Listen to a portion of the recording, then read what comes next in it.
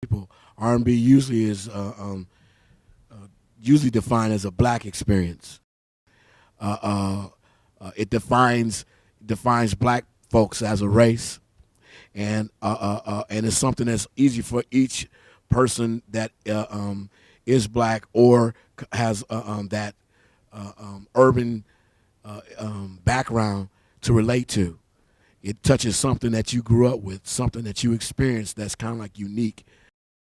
About that, I think that the R&B comes out of the urban and black experience, and I think that we can relate to it because that's our story. But I don't know if it's necessary just for us. Well, yeah, so I mean, just to that point. What was the second part? I definitely don't agree that it's specifically for R&B is for black people.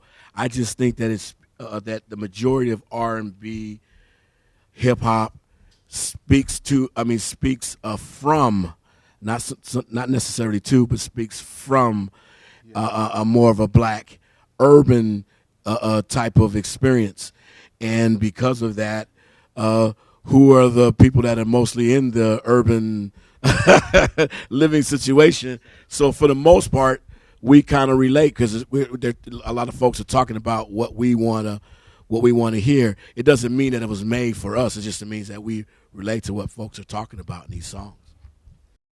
If you live in a box, what's in that box is what you're going to have to deal with. And I've been on every continent on this earth, including Antarctica. And I recall being in Australia, Melbourne, Australia, sitting in a restaurant by myself, having dinner.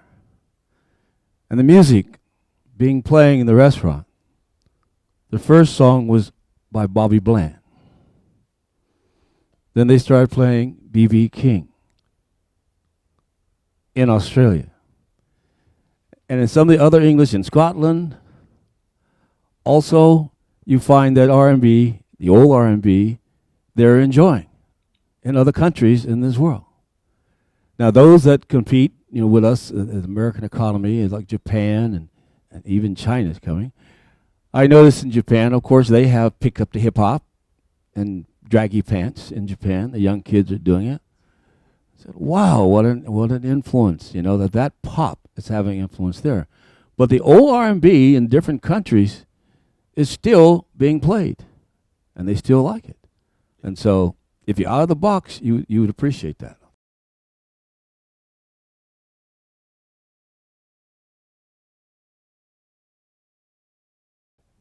My introduction to R&B was always from this idea of soul.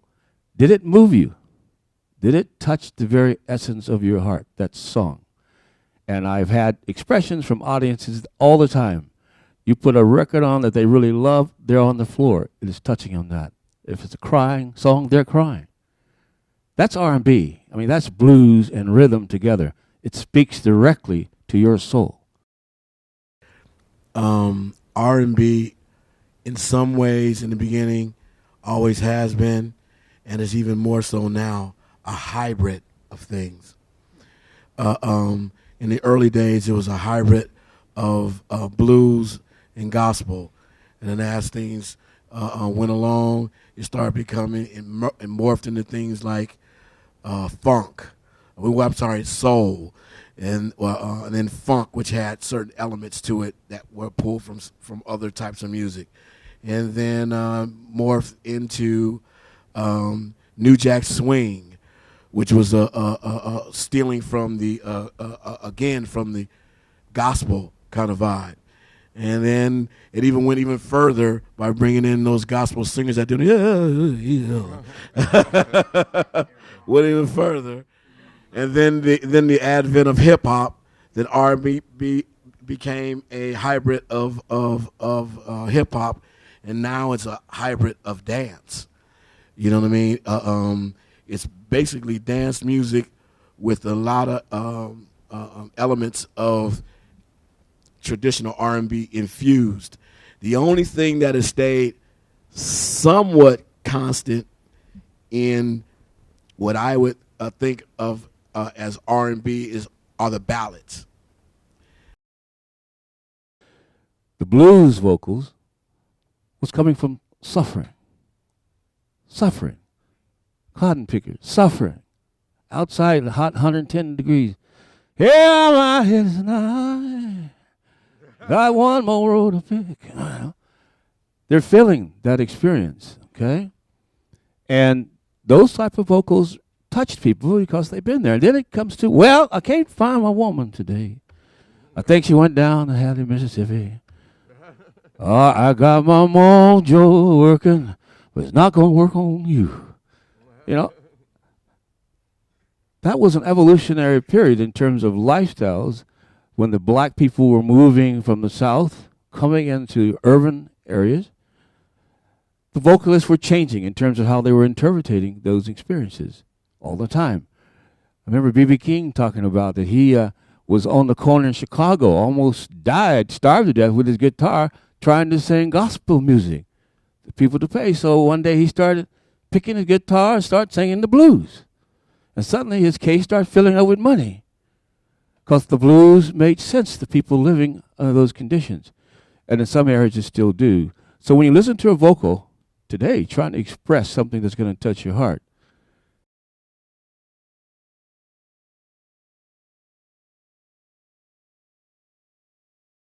hip-hop is more difficult because hip-hop is right up there with opera, whether you believe it or not. You know, you think about it for a moment. Hip-hoppers are talking through their lyrics, you know. I'm going to come over and hit that thing tonight. I don't care if I hit it. You don't let me do it. I'm going to do it. You know, I'm your man. All that, just one after another. We got it going on. Well, what does opera do?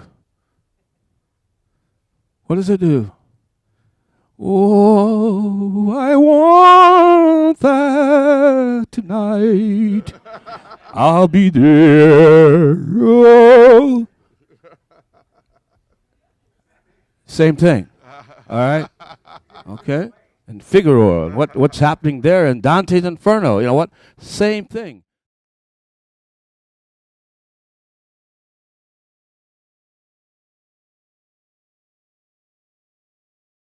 It's a little bit different now, and some of the true essence is not there because, unfortunately, we don't have the kind of, there's suffrage that goes on in this era, but not like compared to picking cotton, not compared to, your rights being taken away and not being able to vote, not compared to, now you can drive and be able to wear your hair the way you want, not compared to women all of a sudden not can smoke, and which I don't know why y'all wanted that anyway, can smoke and you can not wear a bra if you want and do what you want in your life, and now you can get a job the way see those things.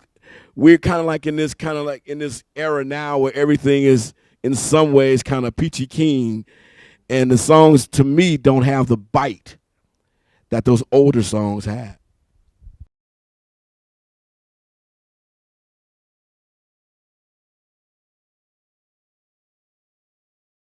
Pop is just whatever's popular, so to me it's all pop. It was R&B is pop at that time. Even the hip jazz was pop at that time because it was popular for that moment.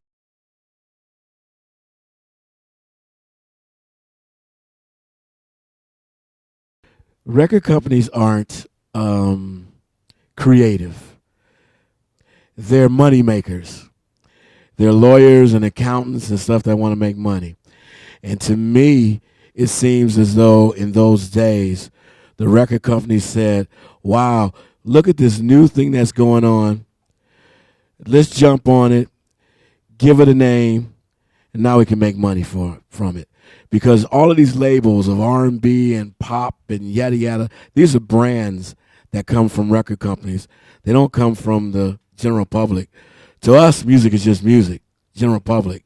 We don't sit up every time we listen to a record and go, oh yeah, that's pop with a little twinge of jazz in it. That's the record companies, that do that. And I think that Aubrey hit upon a very, very important thing, is that in every era, the R&B music that was big spoke to what was going on in the 50s, not being able to drink from the white fountains, not being able to come into the club through the front door and got to come in through the kitchen. You know, songs spoke to that type of suffering, that type of trips.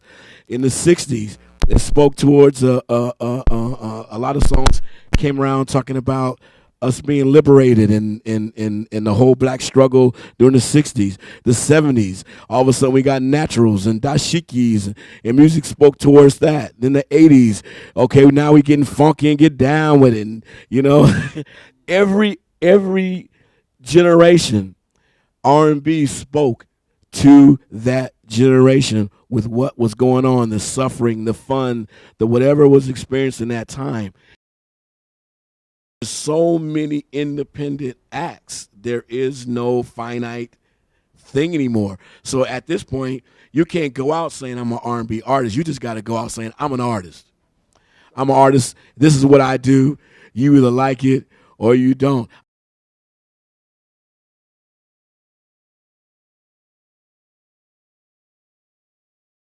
It's really about how people are going to find out about you. So we're talking about marketing. And so that's really the machine and the common thread between success and not being successful. So, I think it's tremendous opportunity for people to just be who you really are and really be the best R&B artist you could be.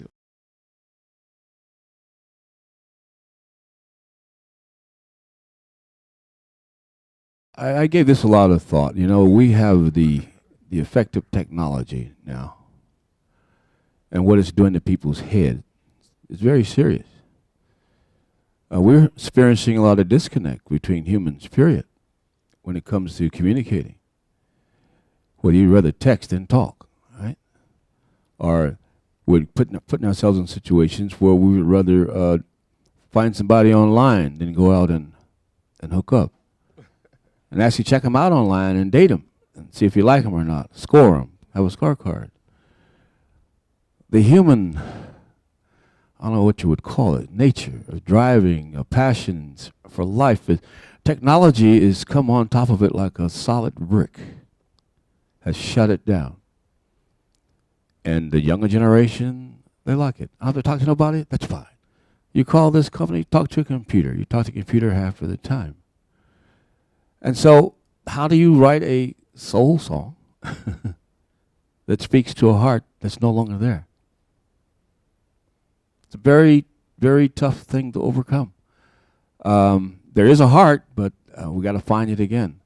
Unfortunately, rationality, the whole mental process that we are programmed with in this box, basically sets us up for looking for rational things. And we are paid to be rational, paid to be logical, paid to be computer experts. We're paid, that's scientists. But as far as bringing the message, that's touching the soul, it's touching the heart, that's more tougher now. Because the people who sell, the commercial world, who sell everything, you can't touch nothing without something being sold to you and getting ripped off in the process. And the message is totally sell, sell, sell, sell, sell, sell, sell. So the commercial mind is now so separate from the heart, we're losing R&B as a way to communicate. Because you got to have a heart there. You really do. And heart consciousness is very difficult to achieve for people today. And it's not their fault. It's not their fault. We live in a country now where corporate America rules, period. Period. And the government is flip-flopping over here someplace. And so people are like stranded around this nation, totally separating themselves from each other every day mentally, more and more and more. And so it's a tough road ahead. And if you can write something you think you can address that problem and get back to the heart again, if you can find something inside of you think that's going to make sense, then do it.